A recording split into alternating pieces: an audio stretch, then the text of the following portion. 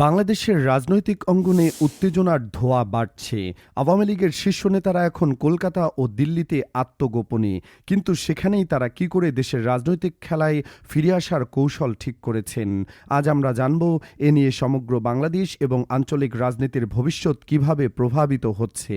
প্রায় ১৬ মাস আগে একটি গণঅভ্যুত্থানের মুখে সাবেক প্রধানমন্ত্রী শেখ হাসিনা দেশত্যাগ করে ভারতে পালিয়ে যান।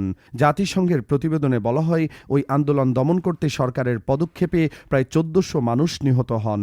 এর পরপরই আওয়ামী লীগের অনেক নেতা ও কর্মী দেশ ছাড়েন। কলকাতায় অন্তত ৬০০ নেতার অবস্থান তথ্যসূত্রে জানা গেছে। বর্তমান অন্তর্বর্তী সরকার, যার নেতৃত্বে রয়েছেন নোবেলজয়ী মোহাম্মদ ইউনূস, দলটির সব রাজনৈতিক কার্যক্রম স্থগিত করেছে। তারা আসন্ন ১২ই ফেব্রুয়ারির নির্বাচনে অংশগ্রহণ ও প্রচারণা থেকে নিষিদ্ধ। শীর্ষ নেতাদের বিরুদ্ধে হত্যা, মানবতা বিরোধী অপরাধ এবং দুর্নীতির অভিযোগে তদন্ত ও বিচার শুরু হয়েছে। আন্তর্জাতিক অপরাধ ট্রাইব্যুনাল শেখ হাসিনাকে মৃত্যুদণ্ড দিয়েছে।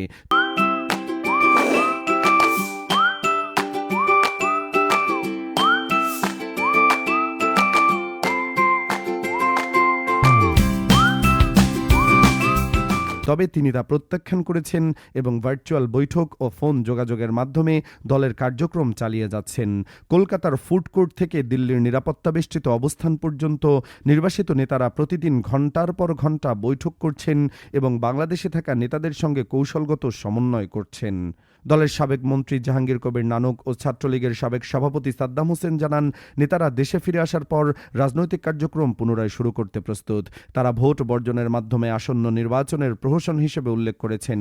অপরদিকে অন্তর্বর্তী সরকার আশা করছে ফেব্রুয়ারির নির্বাচন হবে গত এক দশকের মধ্যে সবচেয়ে সুষ্ঠু ও অবাধ। এ পরিস্থিতি শুধু বাংলাদেশের অভ্যন্তরীণ রাজনীতি নয়, আঞ্চলিক রাজনৈতিক ভারসাম্য এবং ভারত বাংলাদেশ সম্পর্ককেও নতুন প্রশ্নের মুখোমুখি করেছে।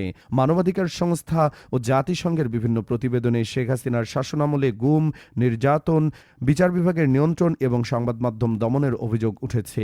অন্তর্বর্তী সরকার অবশ্য নির্বাচনকে সুষ্ঠু ও গ্রহণযোগ্য করার চেষ্টা করছে, তবে মত প্রকাশের স্বাধীনতা ও সংখ্যালঘু সুরক্ষা নিয়ে সমালোচনা এখনও রয়েছে।